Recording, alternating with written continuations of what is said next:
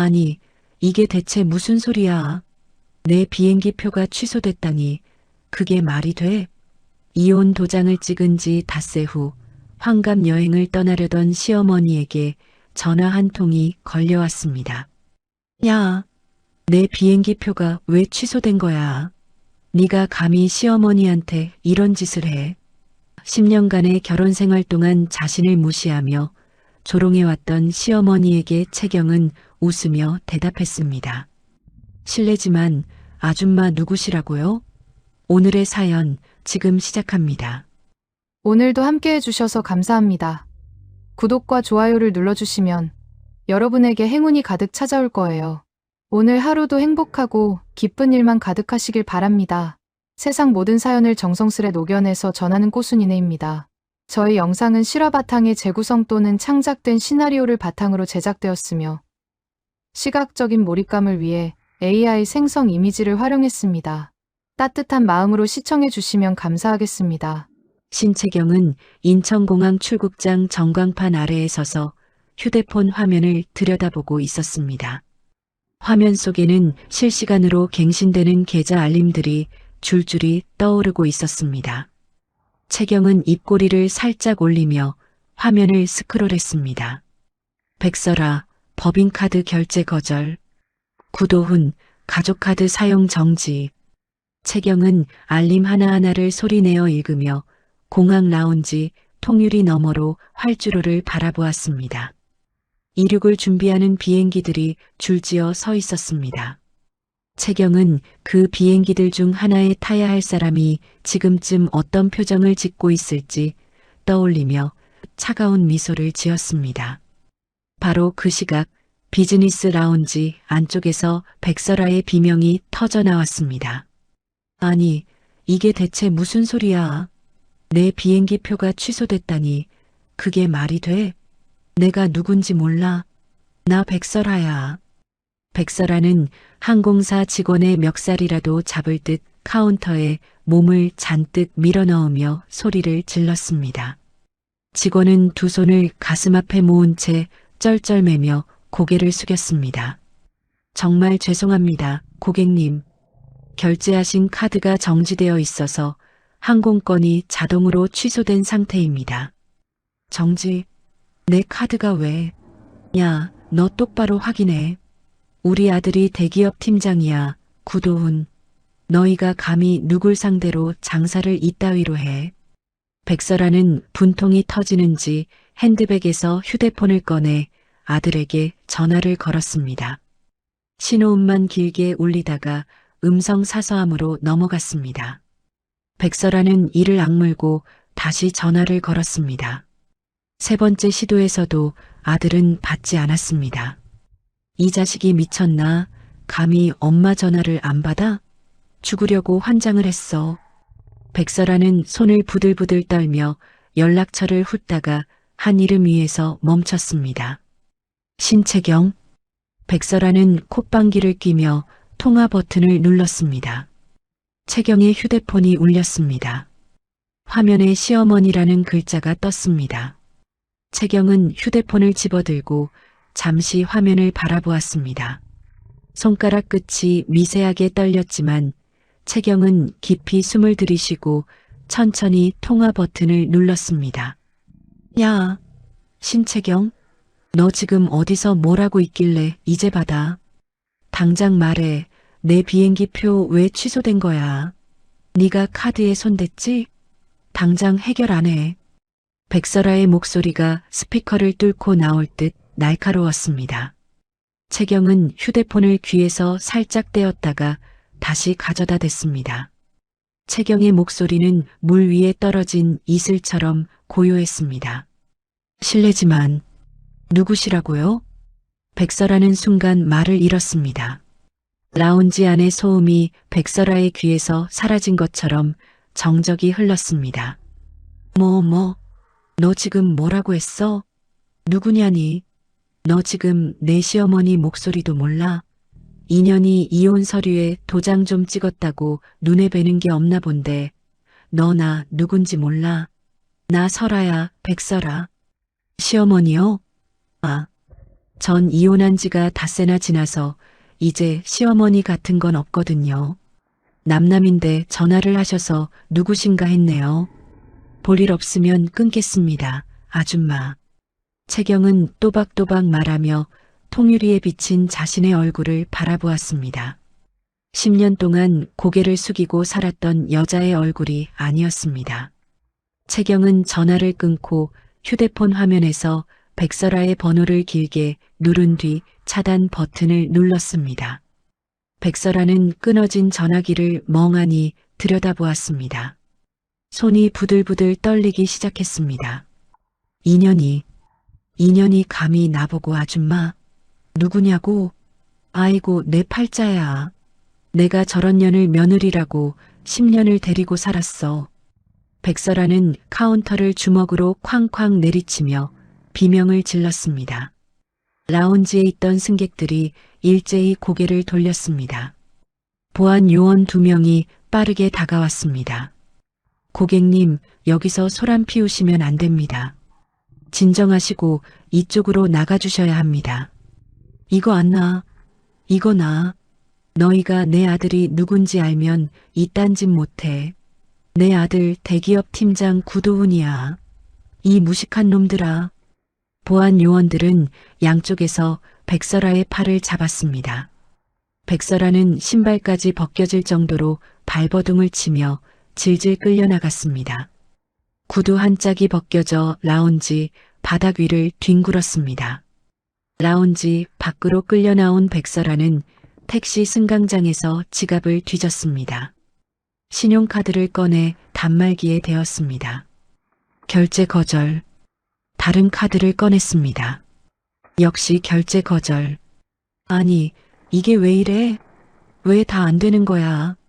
돈이 다 어디로 갔어? 도훈아. 구도훈. 백설아는 택시기사의 눈총을 피해 고개를 푹 숙였습니다.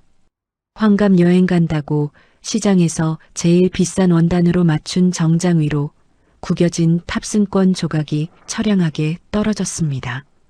같은 시각 강남의 한 고급 레지던스 로비에서 채경은 엘리베이터를 기다리고 있었습니다. 옆에는 베테랑 이삿짐 센터 팀장이 태블릿을 들고 서 있었습니다. 신 대표님, 예정대로 3시간 안에 작업 싹 끝냈습니다. 시어머니 쓰시던 가구부터 벽지 한 장까지 아주 깔끔하게 뜯어냈습니다. 채경은 고개를 끄덕였습니다. 금고 안쪽에서 서류 봉투 하나 나왔을 텐데 따로 잘 챙겨두셨나요? 네, 여기 있습니다. 대표님. 팀장이 건넨 갈색 봉투 안에서 채경은 한 장의 종이를 꺼냈습니다. 건축가 자격증 사본이었습니다.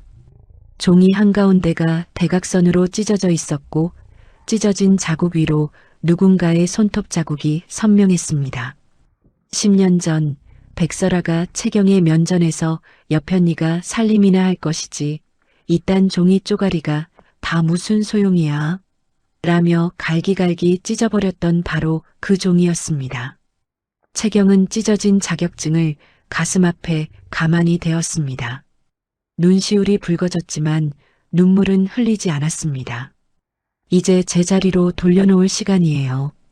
뺏긴 건 다 찾아와야죠. 채경은 봉투를 가방에 넣고 엘리베이터에 올라탔습니다. 레지던스 42층, 채경이 이혼 전부터 남몰래 사둔 공간이었습니다. 통창 너머로 서울의 야경이 발밑에 펼쳐졌습니다. 채경은 소파에 앉아 노트북을 열었습니다. 화면에는 SC홀딩스 자산 현황이 표시되어 있었습니다. 10년 전 채경은 결혼 전 다니던 직장에서 받은 퇴직금 1억 원을 미천 삼아 몰래 회사를 세웠습니다. 시댁 식구들이 며느리 월급을 생활비내 모내하며 홀랑 뜯어가는 동안 채경은 잠을 줄여가며 주식 공부를 하고 경매 시장을 뒤졌습니다. 10년이 지난 지금 그 1억은 무려 50억이 되어 있었습니다. 채경은 노트북 옆에 놓인 서류 뭉치를 정리했습니다. 이혼 확정 6개월 전부터 변호사들과 준비한 자료들이었습니다. 남편 도훈의 외도 사진, 회사 돈 빼돌린 내역, 그리고 살고 있던 아파트를 채경의 단독 소유로 돌려놓은 서류들까지 한 장 한 장이 시댁의 목을 쥘 무기였습니다. 채경의 휴대폰에 메시지가 도착했습니다. 조력자 최 실장이었습니다. 대표님, 남편 꼬드겼던 그 여자 조안나 건 다 끝냈습니다. 도훈이가 회사 돈 빼돌려 그 여자한테 오피스텔 사준 증거도 다 챙겼고요. 그 여자는 돈 챙겨서 오늘 해외로 뜹니다. 채경은 메시지를 읽고 짧게 답했습니다. 고생하셨어요. 다음은 도훈이네 회사 이사들한테 편지 보낼 차례예요. 하나도 빠짐없이 다 보내주세요. 내일 새벽이면 회사 난리 날 겁니다. 준비 끝냈습니다. 채경은 휴대폰을 내려놓고 와인잔을 들었습니다. 붉은 와인이 유리잔 안에서 살랑거렸습니다. 채경은 한 모금을 머금고 창밖을 바라보았습니다. 그 시각 남편 도훈은 퇴근해서 아파트 현관 앞에 서 있었습니다.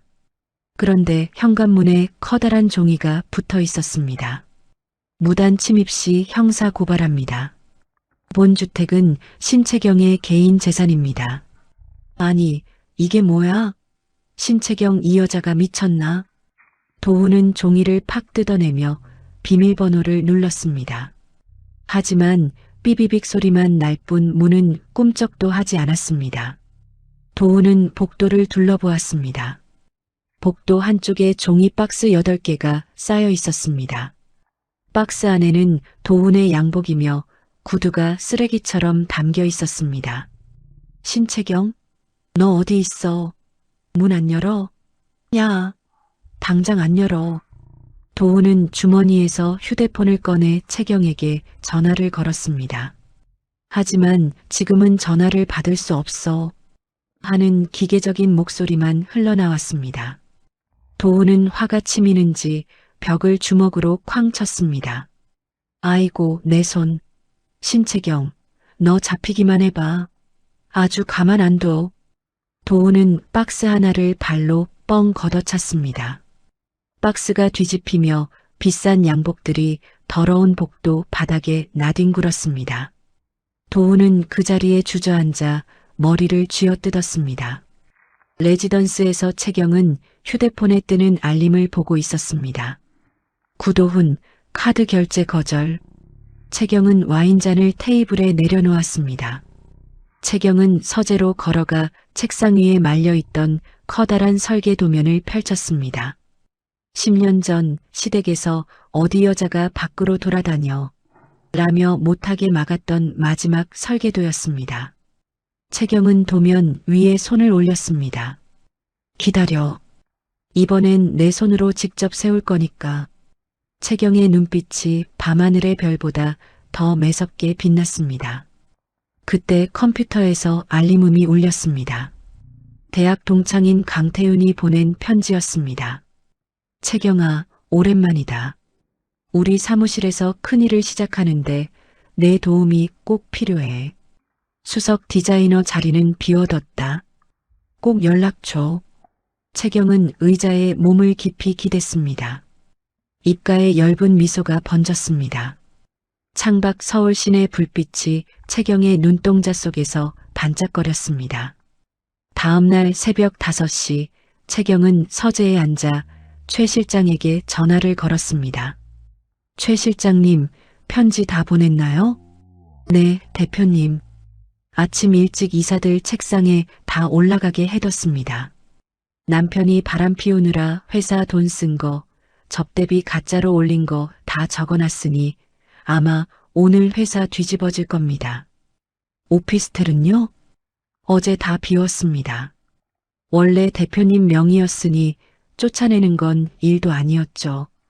채경은 따뜻한 커피 한 모금을 마셨습니다. 잘하셨어요. 전 오늘 오전부터 태윤 씨 사무실로 나갈 거예요. 그동안 못한 일 다 할 겁니다. 오전 10시 채경은 강남의 커다란 건물 앞에 섰습니다. 더하우스라는 간판이 반짝거렸습니다. 채경은 깊이 숨을 들이쉬고 로비로 걸어 들어갔습니다. 구두 소리가 당당하게 로비 가득 울렸습니다. 10년 동안 숨죽여 살던 며느리 신채경은 이제 없었습니다.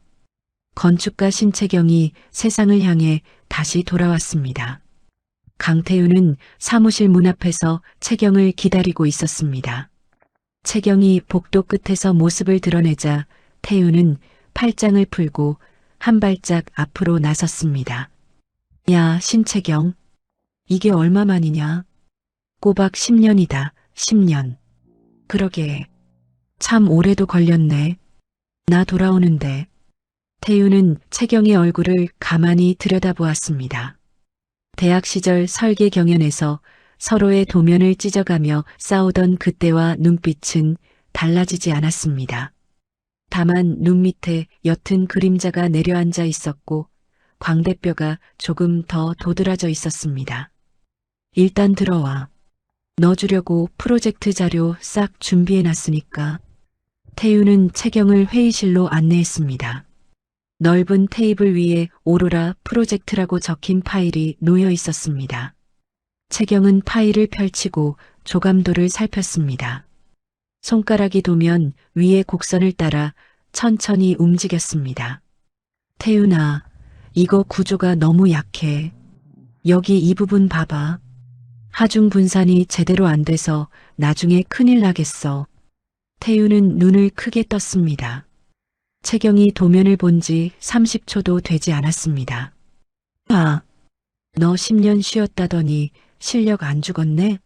아니, 오히려 더 독해진 거 아냐? 나 쉰 적 없어. 남들 다 자는 새벽마다 매일 밤 도면을 그렸거든. 아무도 봐주지 않는 나만의 도면을.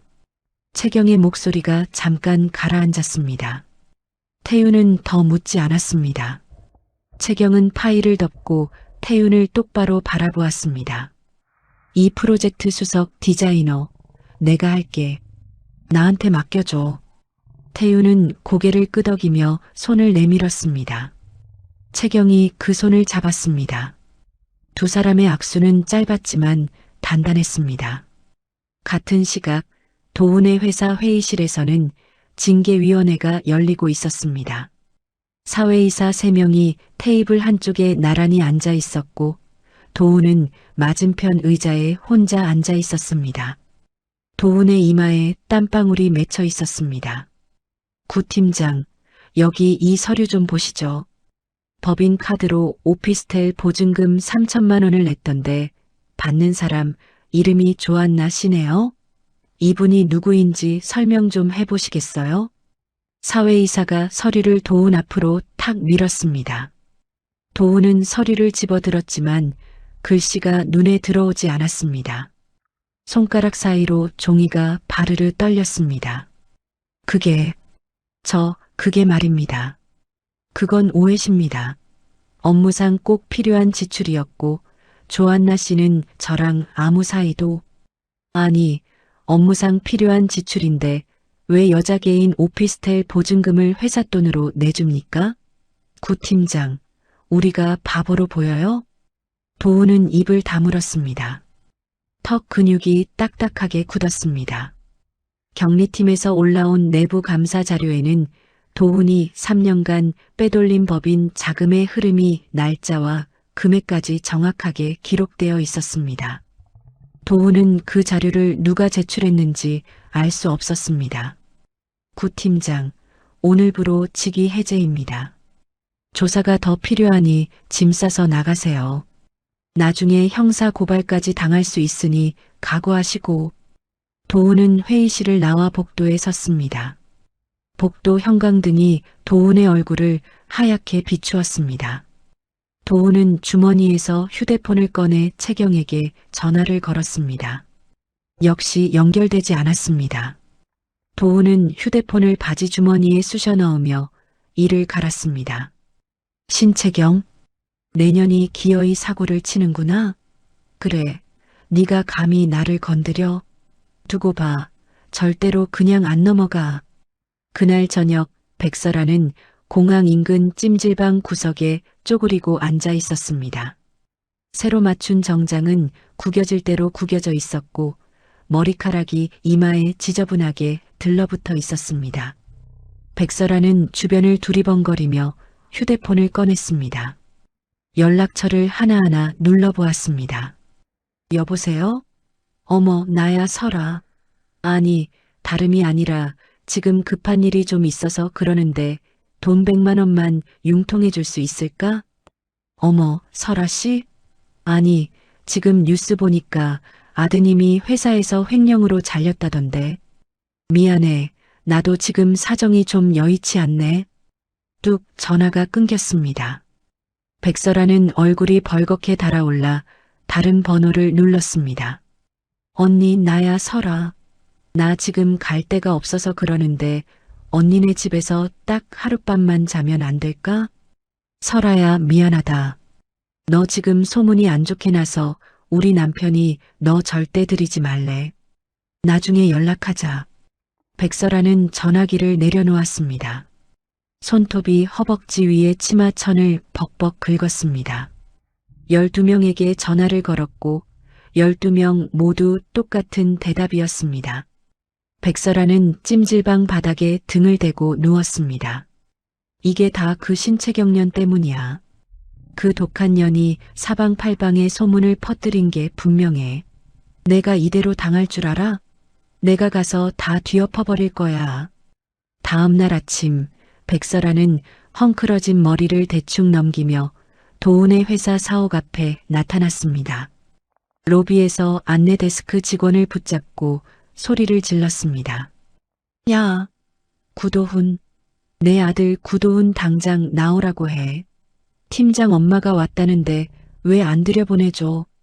고객님, 정말 죄송합니다만 구도훈 팀장님은 어제부로 직위 해제되셔서 회사에 출입하실 수 없습니다. 뭐? 직위 해제? 그게 무슨 소리야? 우리 아들이 팀장인데 왜 못 들어와? 너 지금 나 무시해? 백설아는 안내 데스크를 두 손으로 내리치며 울부짖었습니다. 경비원 2명이 달려와 백설아를 양쪽에서 붙잡고 밖으로 끌어냈습니다. 백설아는 사옥 정문 앞 화단 옆에 주저앉아 두 손으로 얼굴을 감싸고 꺽꺽 울었습니다. 그 시각 채경은 작업실에서 설계도면 위에 연필을 바쁘게 놀리고 있었습니다. 태윤이 커피 2잔을 들고 들어왔습니다. 야, 너 설마 밤샌 거야? 적당히 좀 해. 사람 잡겠다. 잠이 안 와서 그래. 10년 동안 멈췄던 손이 이제야 제대로 움직이는데 어떻게 잠이 오니? 태윤은 채경이 그린 도면을 들여다보았습니다. 거대한 곡선형 건물의 멋진 모습이 그려져 있었습니다.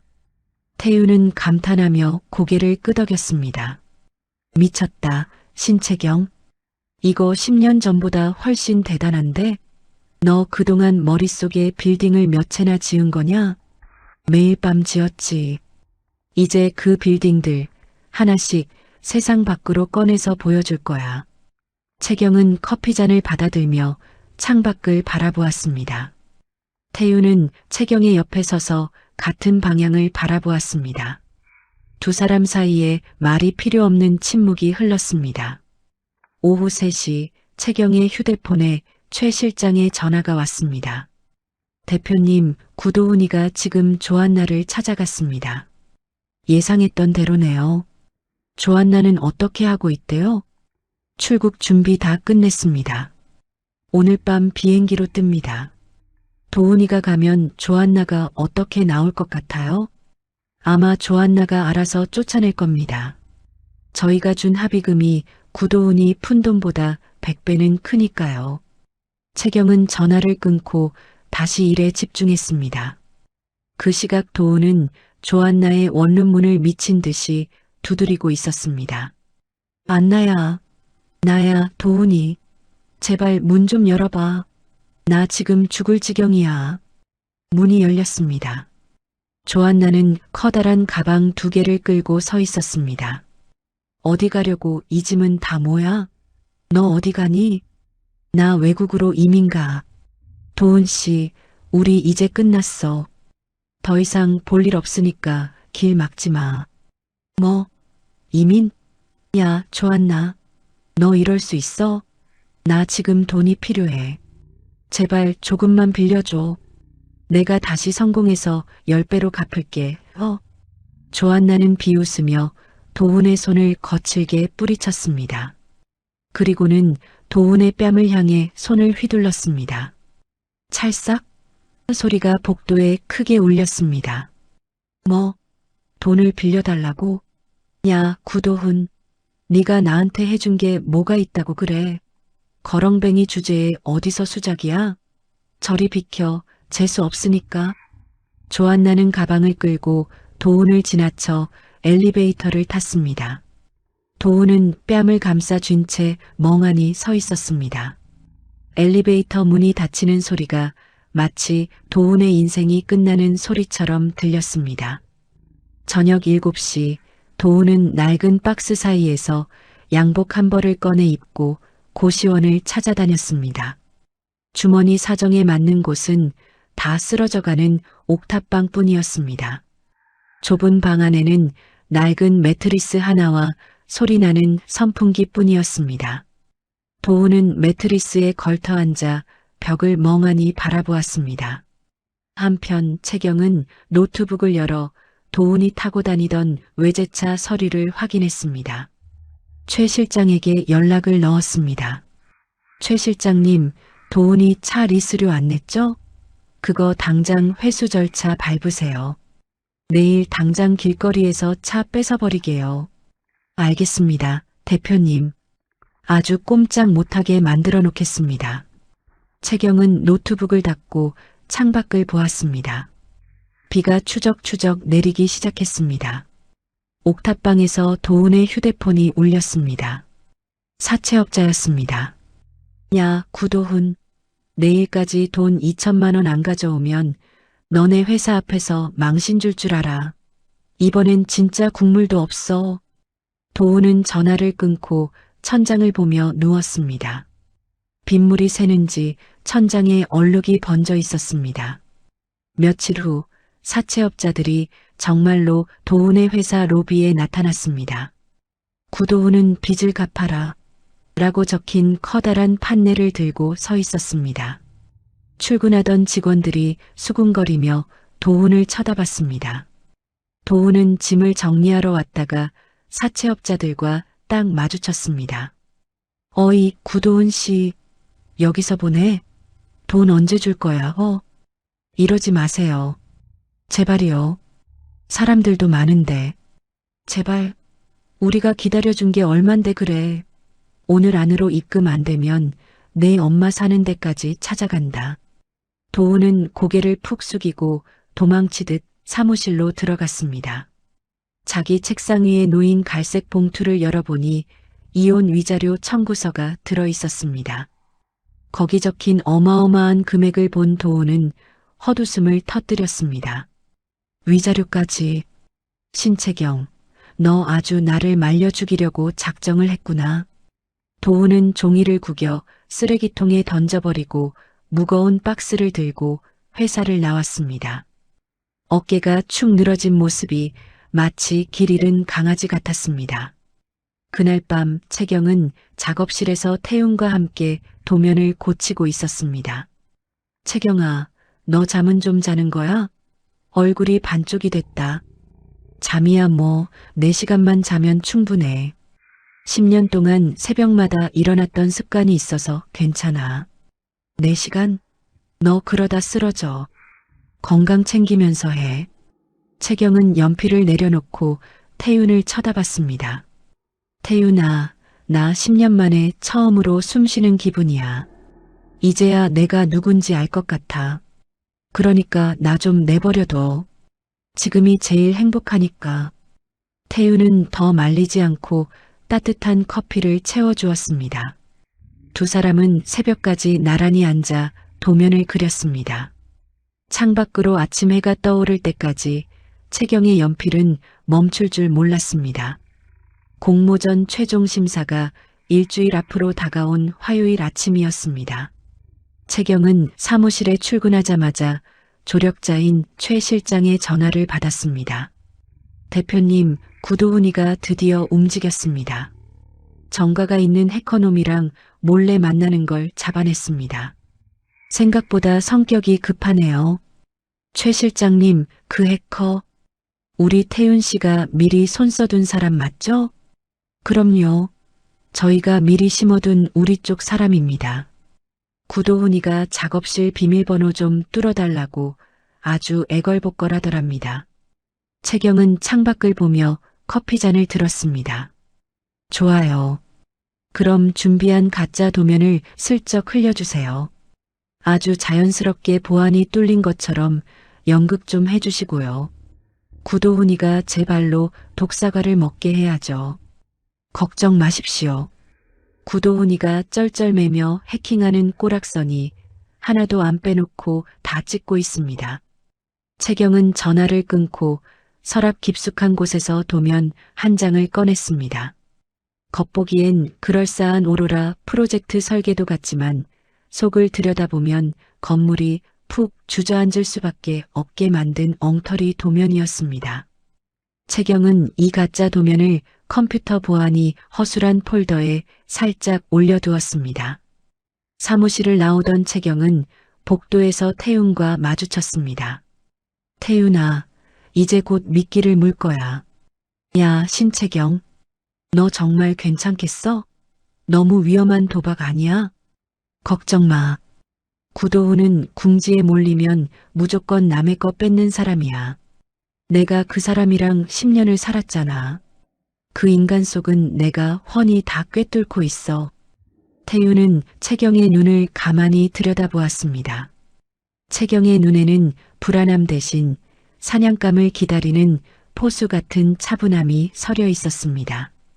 사흘 후 구도훈은 해커에게 전화를 받았습니다. 사장님, 성공했습니다. 접어뚫어서 도면 싹 빼왔습니다. 도훈은 옥탑방 매트리스 위에서 벌떡 일어났습니다. 진짜야? 잘했어. 당장 보내, 이 자식아. 빨리. 도훈은 전송된 파일을 열어보았습니다. 오로라 프로젝트 최종 설계안. 도훈은 가슴이 벅차올라 주먹을 불끈 쥐었습니다. 신채경, 너만 잘난 줄 알았지? 이거 한 장이면 너는 끝이고 나는 다시 회장님 소리 듣는 거야. 도훈은 곧장 경쟁업체인 대진 건설 실장을 찾아갔습니다. 어두컴컴한 지하 주차장에서 만난 김 실장에게 도훈은 의기양양하게 저장 장치를 내밀었습니다. 이게 그 유명한 신채경이 비밀 도면이야. 이거 있으면 이번 공모전 우승은 따놓은 당상이라고. 이게 진짜 맞아?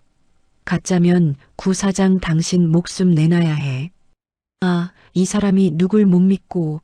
내가 직접 해킹해서 가져온 거라니까. 대신 이거 공짜 아닌 거 알지? 현금으로 딱 5억 준비해.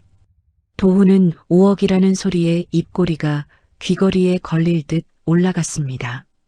하지만 도훈은 몰랐습니다. 주차장 기둥 뒤에서 소형 카메라가 자기들의 추악한 거래를 다 찍고 있다는 사실을요. 공모전 심사 이틀 전 드디어 터질 게 터졌습니다.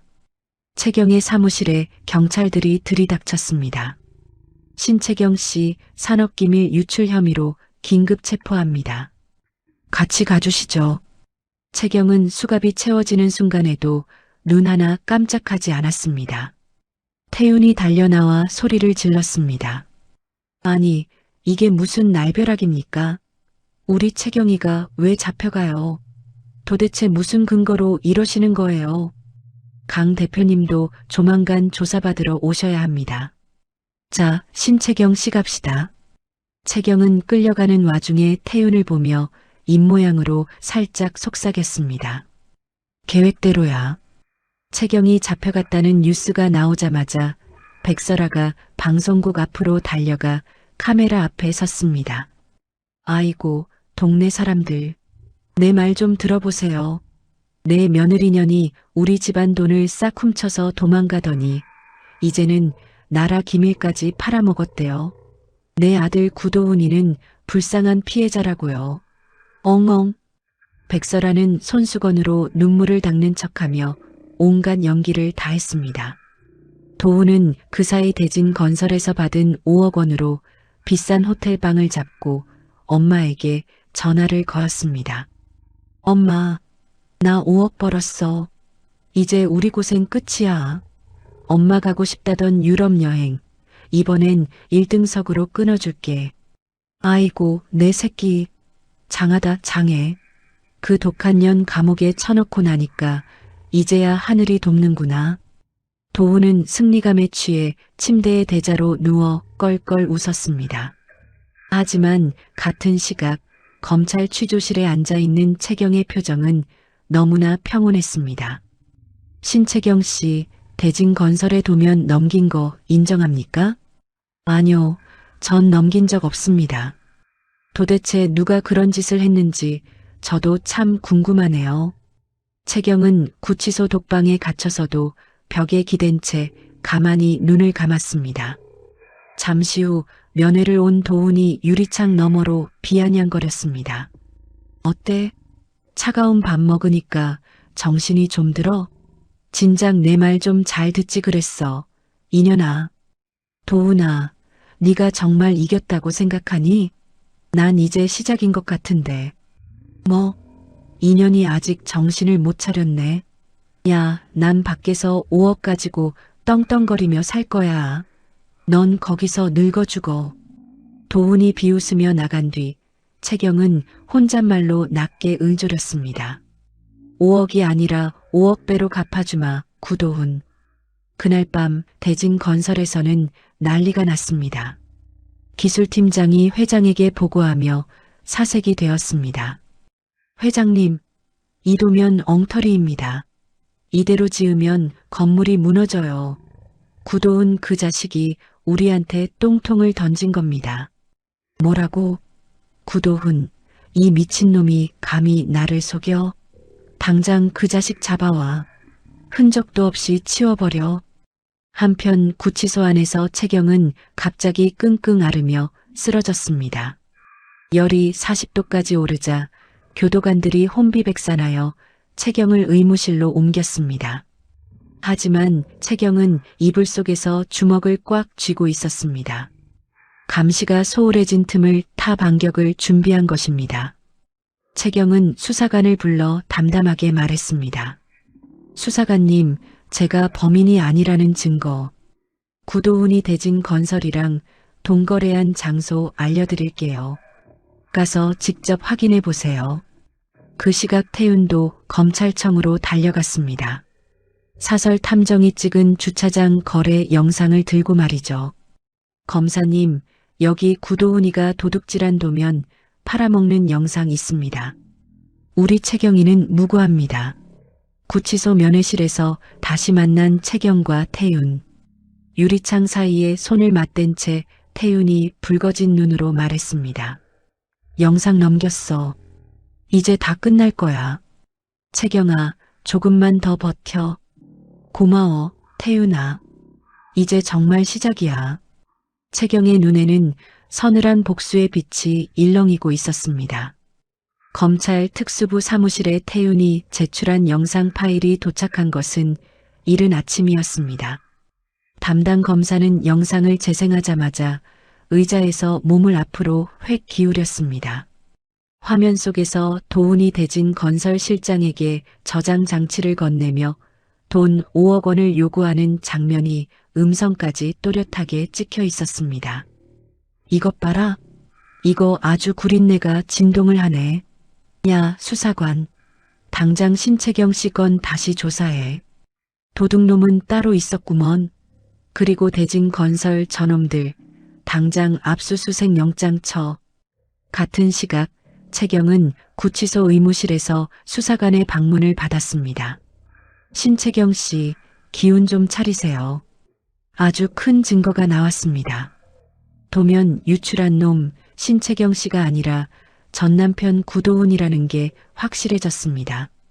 채경은 침대에서 천천히 몸을 일으키며 고개를 끄덕였습니다. 수사관님, 제가 말씀드린 그 장소에서 도훈이가 해커랑 거래한 기록도 다 확인하셨나요? 그럼요. 구도훈이가 해커 불러서 서버 뚫은 기록에 대진 건설이랑 동거래한 장부까지 싹 다 잡아냈습니다. 아주 빼도 박도 못하게 생겼어요. 다행이네요. 그리고 그 도면 제가 일부러 엉터리로 만든 겁니다. 기술자들이 보면 금방 알 거예요. 그거대로 지으면 건물이 푹 주저앉거든요. 수사관은 혀를 내두르며 고개를 끄덕였습니다. 아이고, 신채경 씨 보통 분이 아니시네. 아주 호랑이 굴에 제 발로 들어가셨어. 이틀 뒤 태우는 확보한 영상을 뉴스에 싹 퍼뜨렸습니다. 도훈이 지하 주차장에서 돈 가방을 챙기는 장면이 TV에 나오자마자 나라 전체가 발칵 뒤집혔습니다. 어제까지 채경을 못된 며느리라고 욕하던 사람들이 이제는 아이고, 저 불쌍한 며느리를 남편 놈이 감옥에 보내려고 작당을 했네? 라며 손바닥 뒤집듯 채경 편을 들었습니다.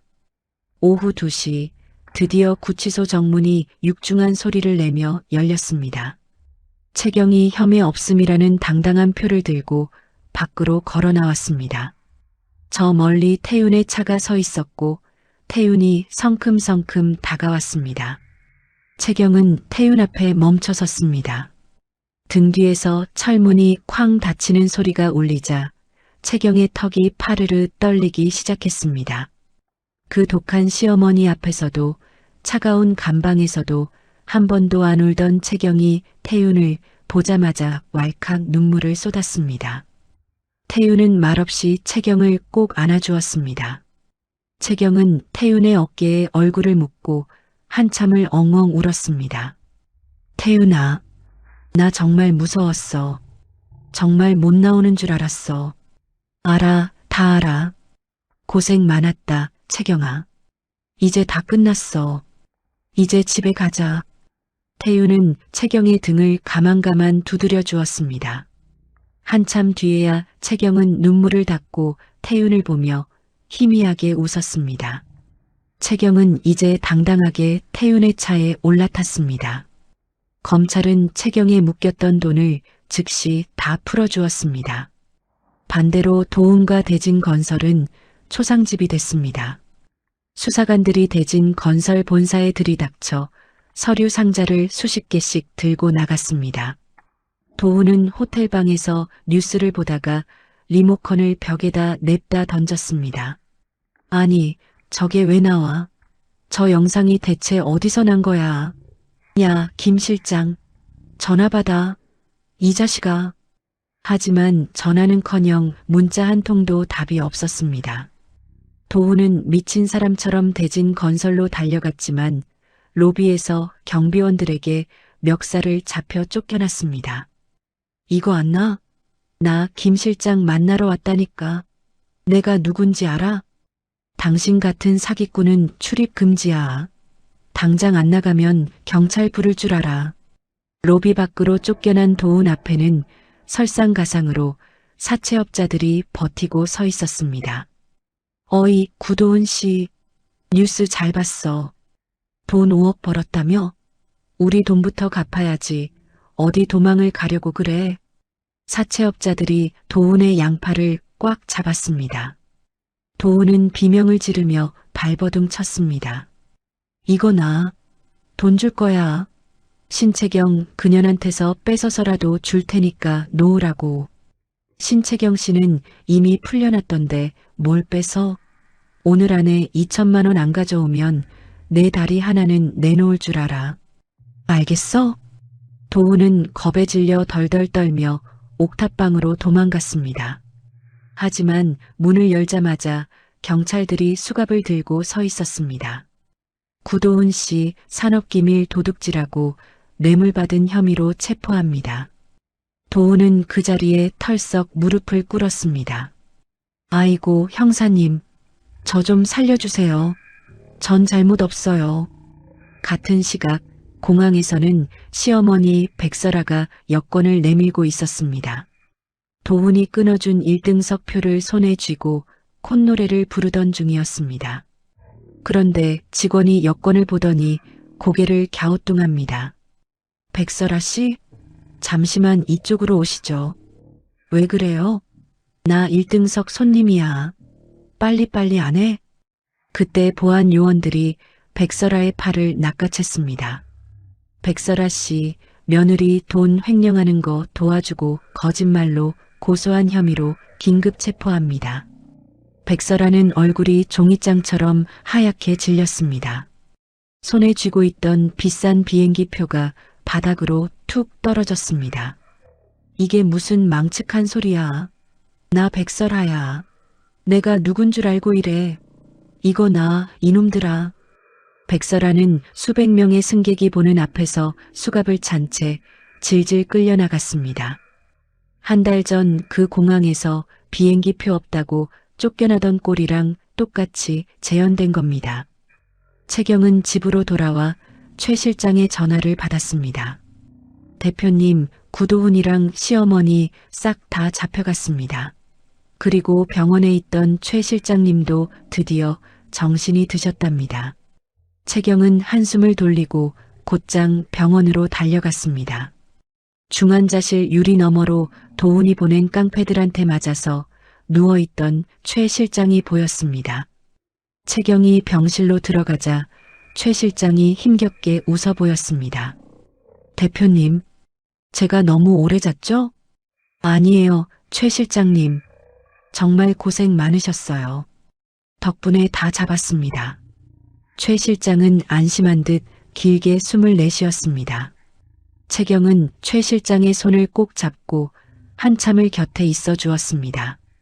그날 저녁 채경은 태윤의 사무실로 돌아왔습니다. 태윤이 새하얀 도면 종이를 펼쳐놓고 기다리고 있었습니다. 채경아, 다시 시작해볼까? 응. 이번엔 이름을 바꿀 거야. 부활이라고. 내가 다시 살아난 것처럼 말이야. 두 사람은 밤이 새는 줄도 모르고 도면을 그렸습니다. 채경은 풀려난 돈으로 태윤의 회사 주식을 몽땅 사들여서 태윤의 자리를 더 튼튼하게 만들어 주었습니다. 그리고 최 실장을 시켜 망해가는 대진 건설의 땅들을 헐값에 사들릴 준비도 마쳤습니다. 태윤아, 유미라 그녀는 어떻게 됐어?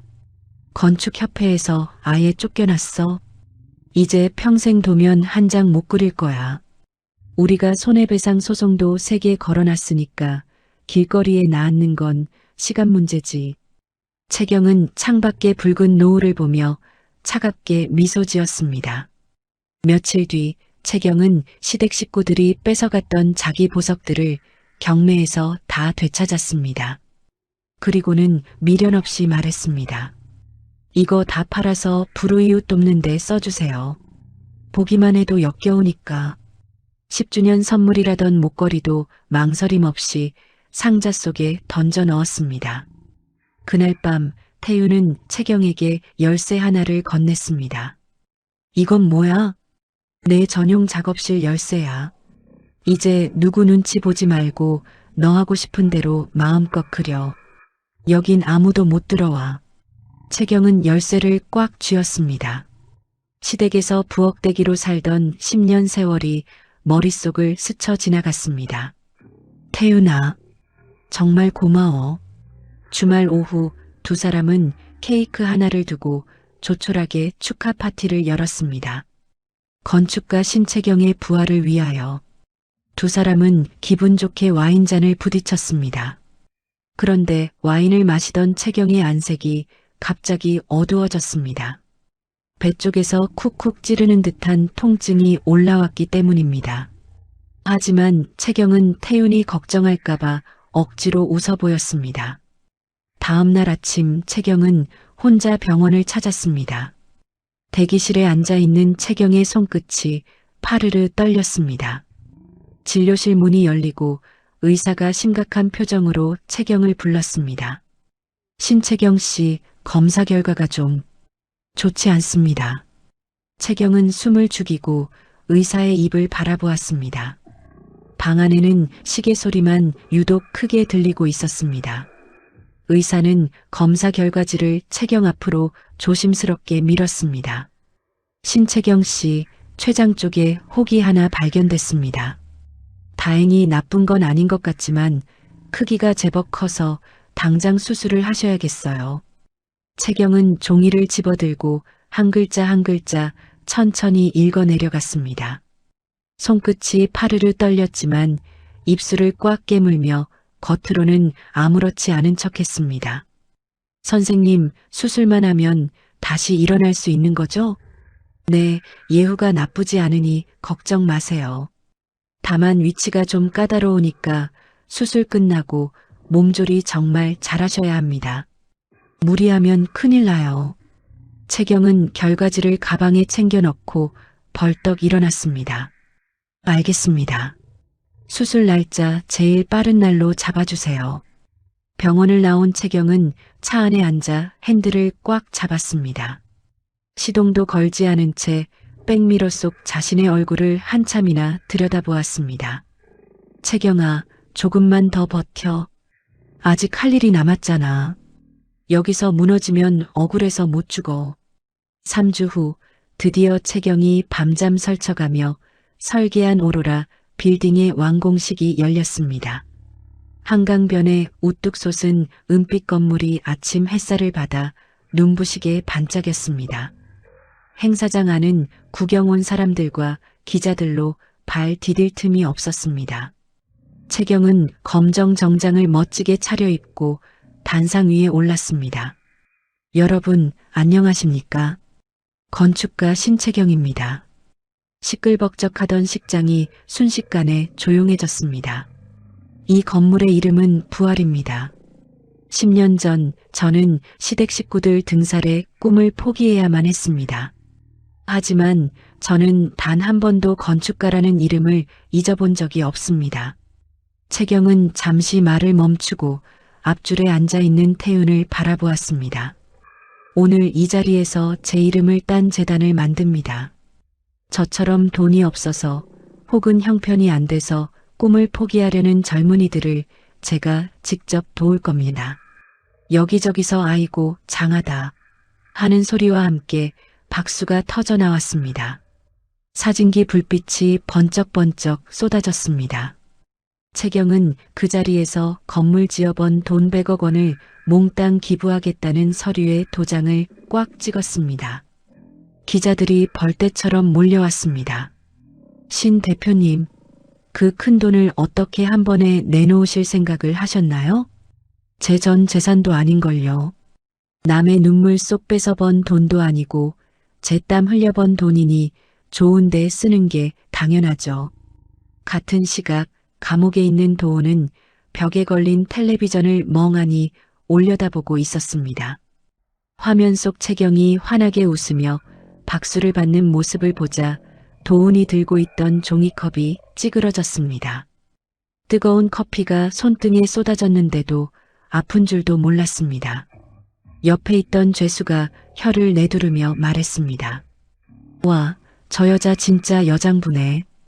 100억을 한 입에 기부한대요. 저런 여자랑 살았던 남자는 전생에 나라를 구했나? 도훈은 얼굴이 벌겋게 달아올라 아무 말 없이 독방으로 들어가 버렸습니다. 한편 요양원 식당에서 밥을 기다리던 시어머니 백설아는 앞사람이 보던 잡지를 보고 눈이 뒤집혔습니다. 채경의 얼굴이 대문짝만하게 실린 잡지였습니다. 이거 내놔. 이거 내 며느리야.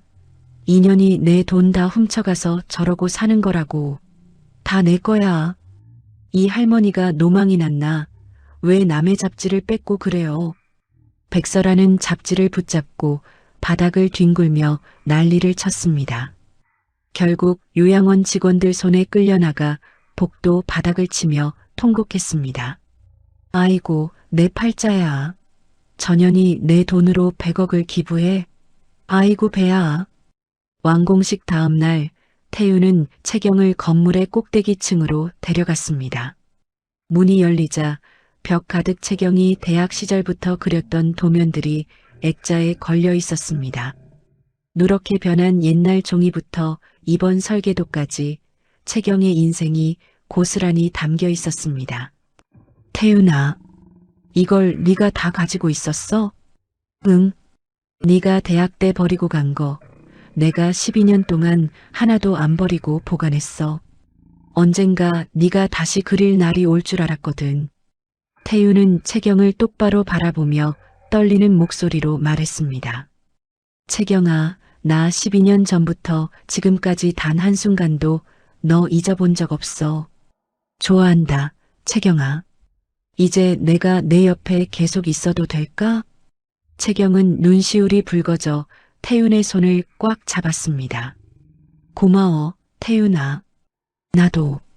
나도 그래. 며칠 후 채경은 어릴 적 살던 옛 집터를 찾았습니다. 잡초만 무성한 땅 위에 쪼그리고 앉아 흙을 만지며 속삭였습니다.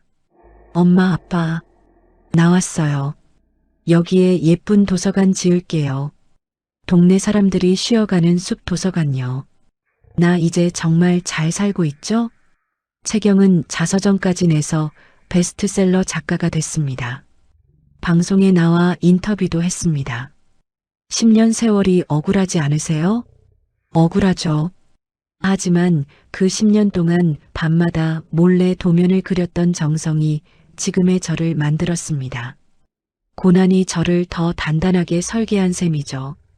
인터뷰를 마치고 돌아온 채경은 금고에서 도움과 꼈던 결혼 반지를 꺼냈습니다.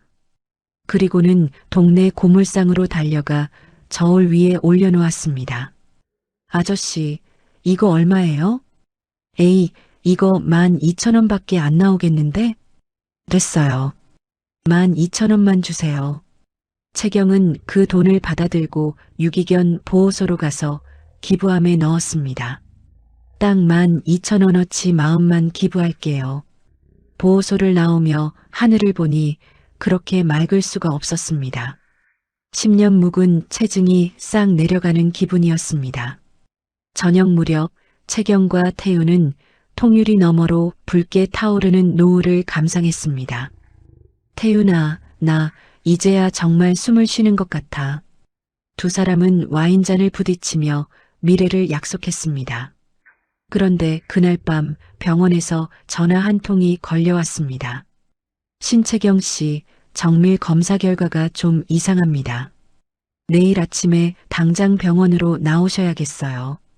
채경은 전화를 끊고 침대에 앉아 자신의 두 손을 내려다보았습니다.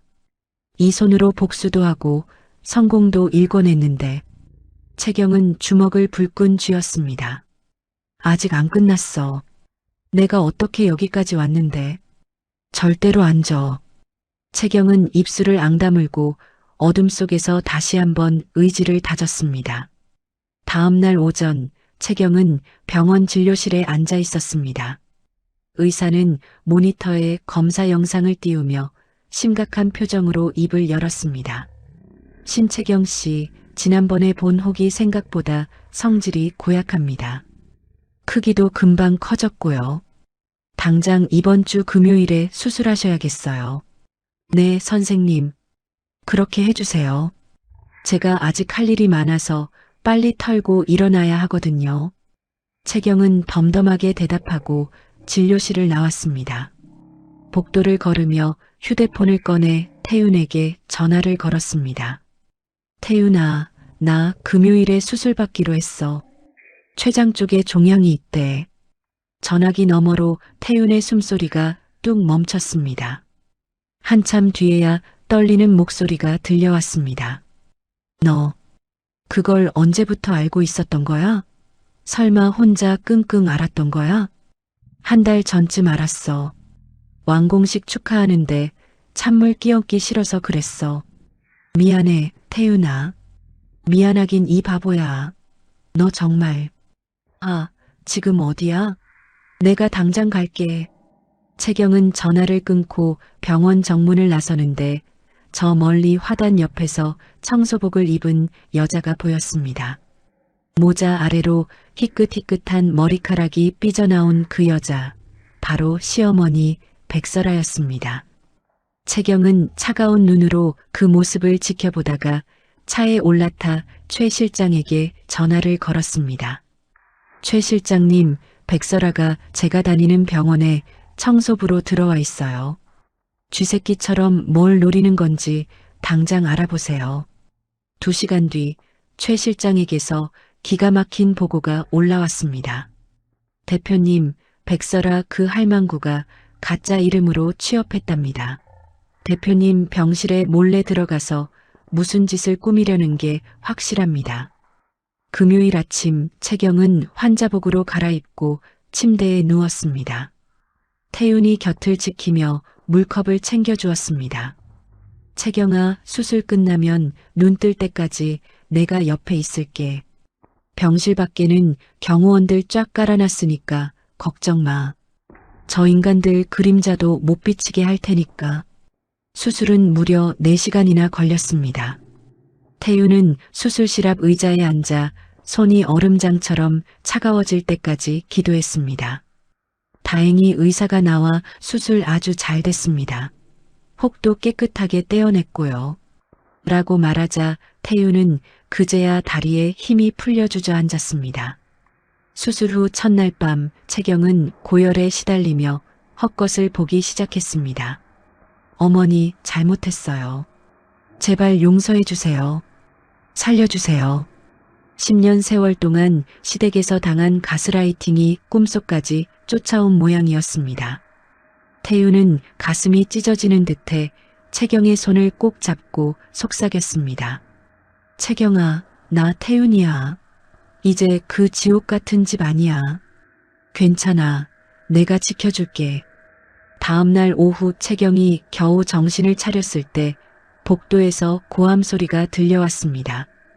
감옥에서 병보석으로 풀려난 전남편 구도훈이었습니다.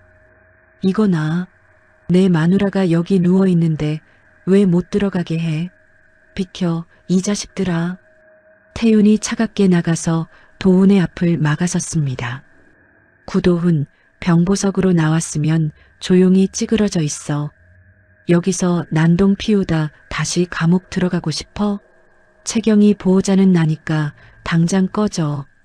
도훈은 이를 부득부득 갈며 물러갔지만 그날 밤 진짜 사건이 터졌습니다. 미화원 복장을 한 백설아가 경호원들이 교대하는 틈을 타 채경의 병실로 잠입한 것입니다. 자는 줄 알았던 채경이 눈을 뜨자 백설아가 산소호흡기 줄을 만지작거리며 도끼 어린 눈으로 내려다보고 있었습니다.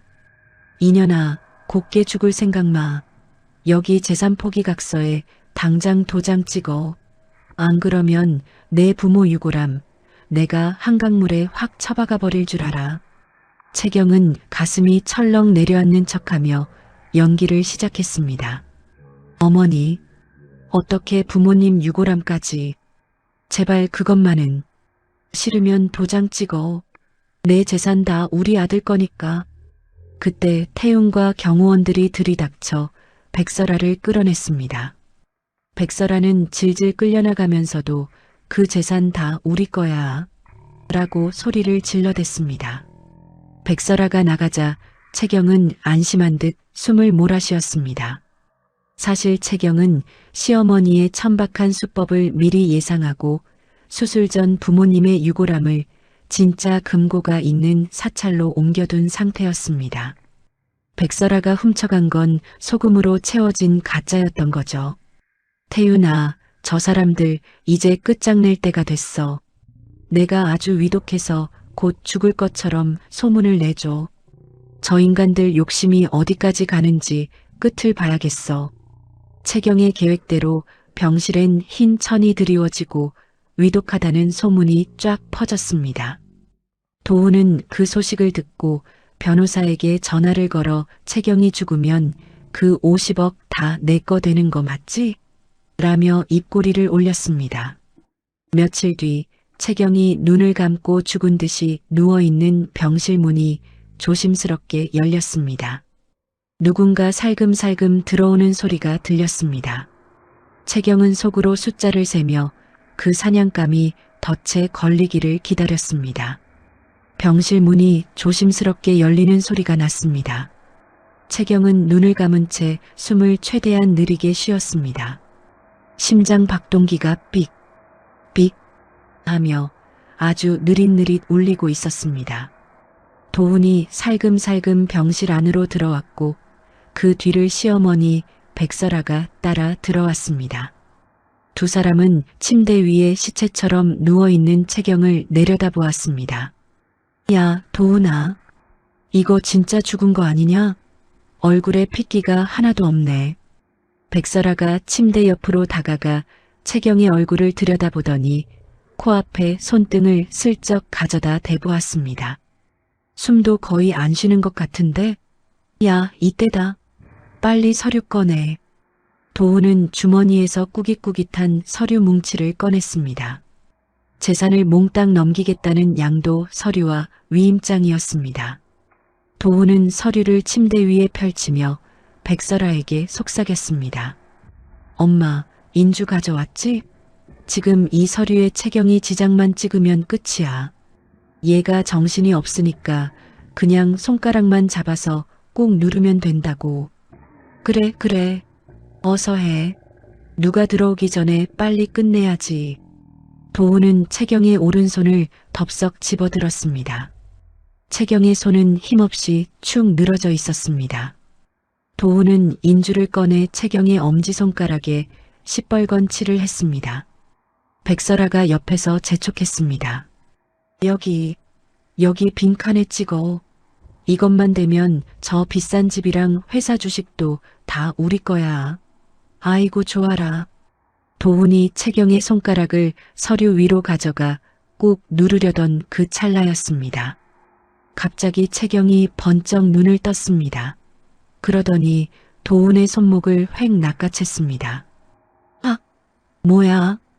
도훈은 깜짝 놀라 뒤로 자빠질 뻔했지만 채경이 얼마나 세게 쥐었는지 손목이 빠지질 않았습니다. 채경은 침대에서 몸을 천천히 일으키며 도훈의 눈을 매섭게 쏘아보았습니다. 실례지만 누구시라고요?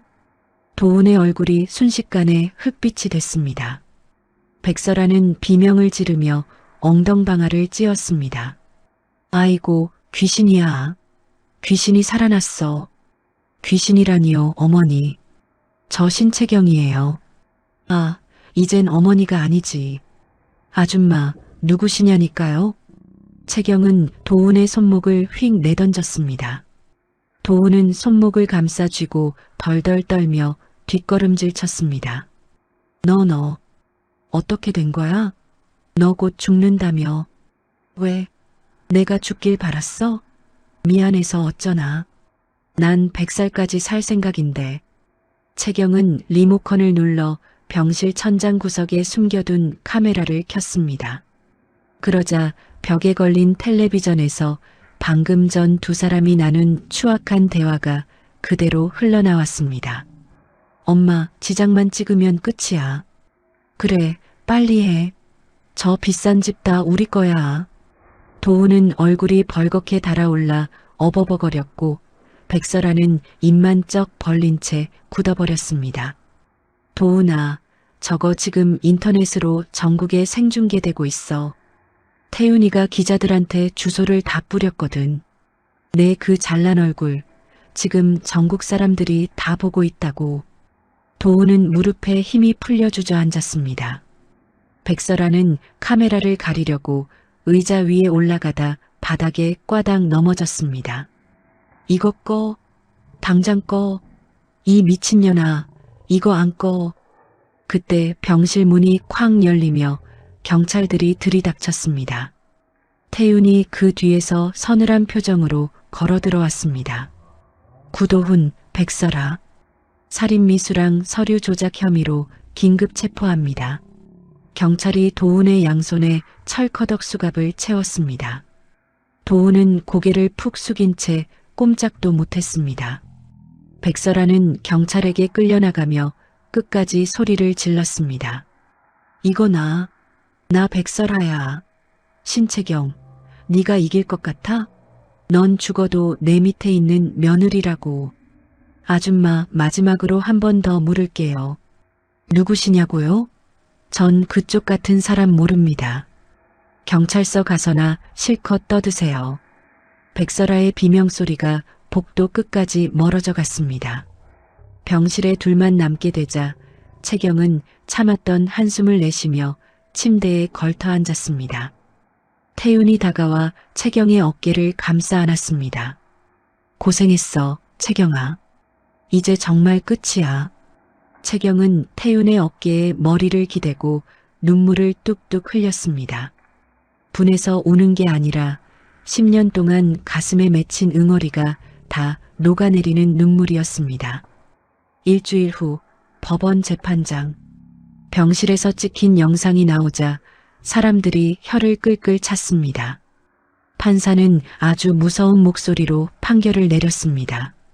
피고인 구도훈은 무기징역에 처하고 피고인 백설아는 징역 15년에 처한다. 백설아는 판결을 듣자마자 아이고 소리를 지르며 쓰러졌습니다. 그런데 쓰러진 백설아가 눈을 뜨더니 멍하니 허공을 보고 중얼거리기 시작했습니다.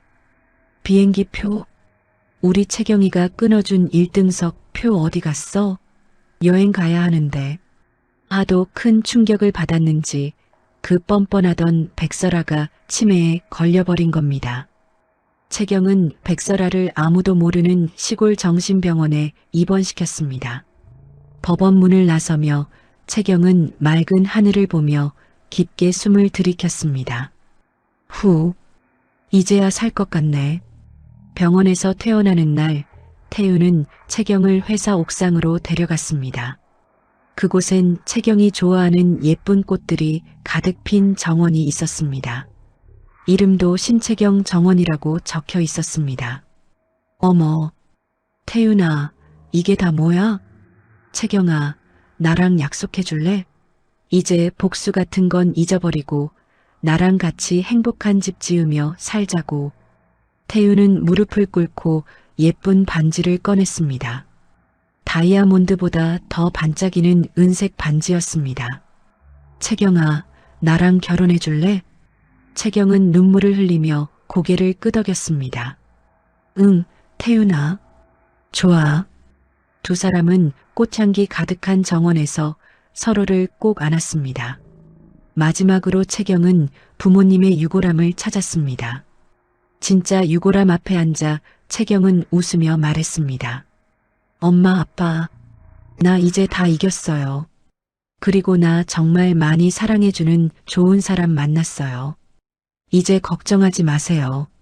노을이 붉게 지는 저녁, 채경은 태윤의 차 옆자리에 앉아 집으로 향했습니다.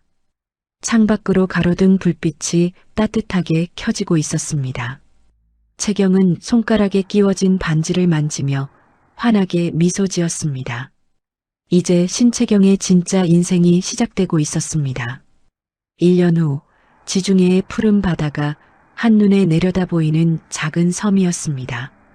하얀 절벽 위 조그만 석조 예배당 앞에는 의자 20개가 나란히 놓여 있었습니다. 의자마다 보랏빛 라벤더 꽃다발이 묶여 있어 바닷바람을 타고 향긋한 냄새가 코끝을 간지럽혔습니다. 최 실장이 입구에서 하객들을 한 명 한 명 반갑게 맞이하고 있었습니다.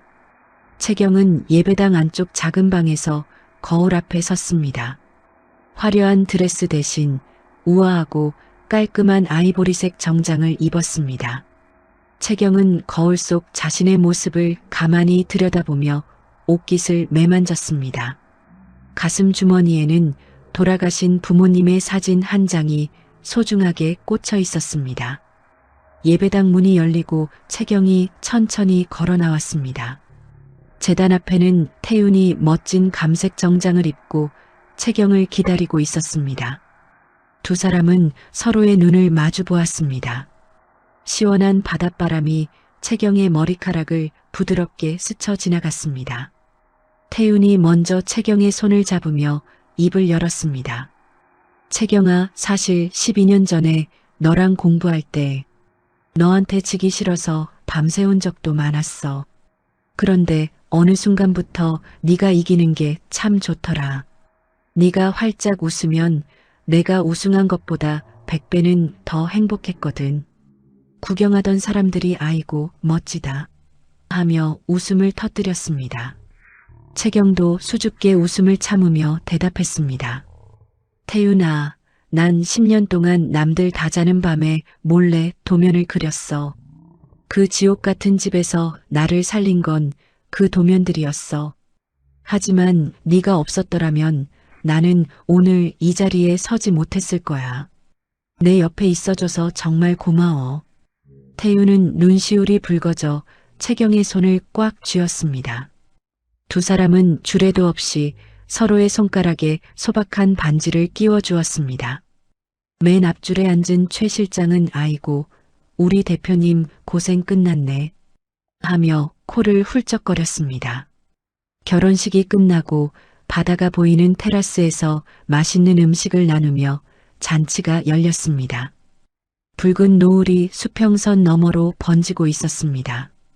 채경은 와인잔을 들고 태훈 곁에 나란히 섰습니다. 채경아, 행복해? 응. 나 태어나서 지금이 제일 행복해. 석 달 후 채경이 지은 건물이 세계에서 가장 큰 건축 대상을 받았습니다. 시상식장에서 트로피를 받은 채경은 그 자리에서 발표했습니다. 여러분, 저는 오늘 신채경 건축학교를 세우기로 했습니다. 저처럼 형편이 어려워 꿈을 포기하려는 아이들이 다시는 없게 제가 앞장서서 돕겠습니다. 기자회견에서 채경은 당당하게 말했습니다. 저도 10년이나 먼 길을 돌아왔습니다. 우리 아이들은 저처럼 고생하지 않고 곧바로 꿈을 향해 달렸으면 좋겠습니다. 같은 시각 감옥에 있는 도훈은 신문을 보다가 채경의 사진을 발견했습니다. 도훈은 화가 치밀어 신문을 바닥에 팽개쳤지만 신문 속 채경의 눈이 마치 자신을 빤히 쳐다보는 것 같아 고개를 돌리고 구석으로 숨어버렸습니다. 지방의 한 정신병원. 백설아는 창밖의 논밭을 보며 넋이 나간 채 중얼거렸습니다. 채경아, 내 비행기 표 가져와라. 나 환갑 여행 가야 해. 1등석 표 어디 있니? 간호사가 약을 가져오자 백설아는 소리를 지르며 난동을 부렸지만 결국 약 기운에 취해 침대에 누워 잠꼬대처럼 비행기 표만 찾았습니다. 서울로 돌아온 채경과 태우는 직접 지은 집에서 살기 시작했습니다. 채경은 그 집 이름을 나를 찾는 집이라고 붙였습니다. 거실 통창으로 아침 햇살이 쏟아지면 채경은 원목 테이블에 앉아 향기로운 커피를 내렸습니다. 태우는 조금 늦게 일어나 부엌으로 나와 채경이 준 커피를 마시며 창밖을 보았습니다. 채경아, 커피 맛 좋다. 그치? 나도 오늘따라 커피 향이 참 좋네. 특별한 말이 없어도 두 사람은 함께 앉아 있는 것만으로 가슴이 꽉 찼습니다. 최 실장은 재단 일을 맡아 아프리카와 동남아의 가난한 사람들을 위한 집을 지어주러 다녔습니다. 대표님, 이번에 지어준 집들의 32집이 입주했어요. 아이들이 얼마나 좋아하는지 모릅니다. 최 실장이 보내준 사진 속에서 아이들이 환하게 웃고 있었습니다. 채경은 그 사진을 보며 조용히 미소 지었습니다. 어느 날 오후 모르는 번호로 전화가 왔습니다. 도훈의 음성 메시지였습니다. 채경아, 나야. 나 한 번만 도와주면 안 될까? 탄원서 한 장만 써주라.